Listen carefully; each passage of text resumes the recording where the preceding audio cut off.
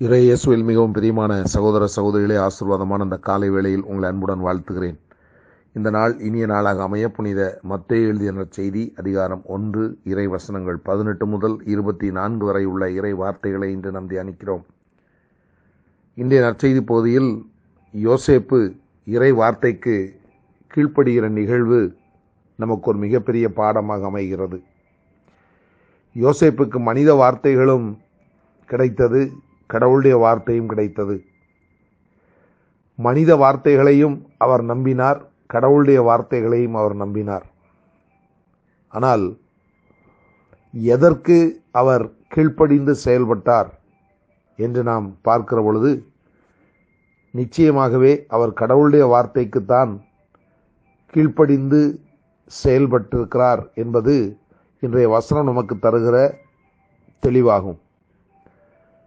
ஏனென்று சொன்னால், மனிதருடைய வார்த்தைகளுக்கு முக்கியத்துவம் கொடுத்து அவர் மரியாவை விலக்கிவிட திட்டமிட்டிருந்ததும் உண்மைதான். ஆனால் அதே வேளையில் மனிதருடைய வார்த்தை தனக்கு கிடைத்த பிறகு ஆண்டவருடைய வார்த்தை கிடைத்தது. ஆண்டவருடைய வார்த்தை கிடைத்த பொழுது மனித வார்த்தைகளை நம்பி என்ன செய்ய திட்டமிட்டிருந்தாரோ அதை விட்டுவிட்டு ஆண்டவருடைய வார்த்தை என்ன சொன்னதோ அதற்கு அவர் முற்றிலும் முழுமையாய் கீழ்ப்படிவதை நாம் பார்க்கிறோம். ஆம் பிரியமானவர்களே, இந்த அருமையான காலை வேளையில் நம்முடைய நிலையை சற்று சிந்தித்து பார்ப்போம். மனிதர்களுடைய வார்த்தைகளுக்கு நாம் எந்த அளவிற்கு முக்கியத்துவம் கொடுத்து கொண்டிருக்கிறோம், ஆண்டவருடைய வார்த்தைக்கு எந்த அளவுக்கு முக்கியத்துவம் கொடுத்து கொண்டிருக்கிறோம் என்பதை நாம் தெளிவாக சிந்தித்து பார்க்க அழைக்கப்பட்டிருக்கிறோம். இன்றைக்கு நம்முடைய வாழ்க்கையில் மனிதர்களுடைய வார்த்தைக்குத்தான் மிக அதிகமான முக்கியத்துவத்தை நாம் கொடுத்து கொண்டிருக்கிறோம். மனிதர்கள் என்ன சொல்லுவார்கள், 4 பேர் என்ன சொல்லுவார்கள் என்றுதான் நாம் ஒரு காரியத்தை குறித்து யோசிப்போமே தவிர, நம்முடைய ஆண்டவர் என்ன சொல்லுவார், இதை குறித்து வேதத்தில் என்ன சொல்லி இருக்கிறார் என்பதையெல்லாம் நாம் சிந்தித்து பார்க்க தயாராக இல்லை. ஏனென்று சொன்னால், நமக்கு ஆண்டவருடைய வார்த்தைகளை வாசிப்பதற்கே நேரமில்லை என்கிற ஒரு நிலையில் நாம் காணப்பட்டு கொண்டிருக்கிறோம்.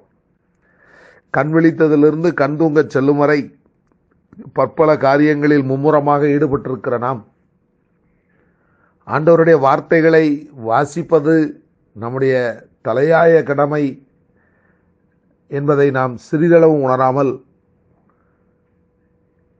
நம்முடைய சரீரம் ஓய்வடைகிற நேரத்தில் ஒரு சில நிமிடங்களை ஆண்டவருடைய வார்த்தைகளை வாசிப்பதற்கு கொடுத்து கொண்டு நாம் வாழ்ந்து கொண்டிருக்கிறோம். பிரியமானவர்களே, இந்த அருமையான காலை வேளையில் யோசேப்பு நமக்கு கற்றுத்தருகிற இந்த படிப்பினையை நாம் நன்கு கற்றுக்கொண்டு, எந்த ஒரு காரியத்தை குறித்த முடிவுகளை நாம் எடுத்தாலும் அதை இறை வார்த்தைகளின் அடிப்படையில் அல்லது இறை வார்த்தைகளை முன்வைத்து முடிவெடுக்கிற ஒரு நிலைக்கு நம்மை நாமே பழக்கிக் கொள்ள நாம் அழைக்கப்படுகிறோம். ஒருவேளை இந்நாள் வரை 4 உறவினர்களோ 4 நண்பர்களோ சொல்லுகிற காரியத்தை வைத்து நாம் முடிவெடுத்திருக்கலாம், நல்லதுதான்.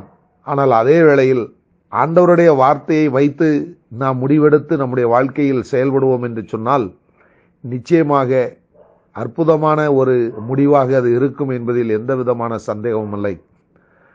ஆகவே ஆண்டவர் நமக்கு தந்திருக்கிற இந்த அருமையான பொக்கிஷமாகிய பரிசுத்த வேதத்தை நாம் எந்த அளவிற்கு நம்முடைய வாழ்க்கைக்கு பயன்படுத்த முடியுமோ அந்த அளவுக்கு நாம் பயன்படுத்த முழு முயற்சி செய்வோம். எந்த ஒரு செயலை செய்யும் பொழுதும் இதை குறித்து இறைவார்த்தை என்ன சொல்லுகிறது, ஆண்டவர் என்ன சொல்லுகிறார் என்பதை இந்த வசனங்களின் மூலமாய் தெளிவாக அறிந்து கொண்டு புரிந்து கொண்டு அதன் பிறகு நாம் செயல்படுவோம் என்று சொன்னால், நாம் வாழ்கிற வாழ்க்கை ஒரு வெற்றி வாழ்க்கையாக அமையும் என்பதில் எள்ளளவு சந்தேகமும் இல்லை. ஆகவே யோசேப்பு எவ்வாறு இறை வார்த்தைகளின் அடிப்படையில் தெளிவான முடிவெடுத்து ஒரு தெளிவான வாழ்க்கையை வாழ்ந்தாரோ, அதே போல நாமும் இறை வார்த்தைகளை அடிப்படையாக வைத்து இறை வார்த்தைகளை முன்னிட்டு நாம் முடிவெடுத்து நம்முடைய வாழ்க்கையையும் இனிதாக அமைத்துக் கொள்வோம். ஆண்டவர் நம்மோடு இருந்து நம்மை தொடர்ந்து வழி நடத்துவார். இந்த இனிய சிந்தனையுடன் இந்த நாள் இனிய நாளாக அமைய உங்களை அன்புடன் வாழ்த்துகிறேன்.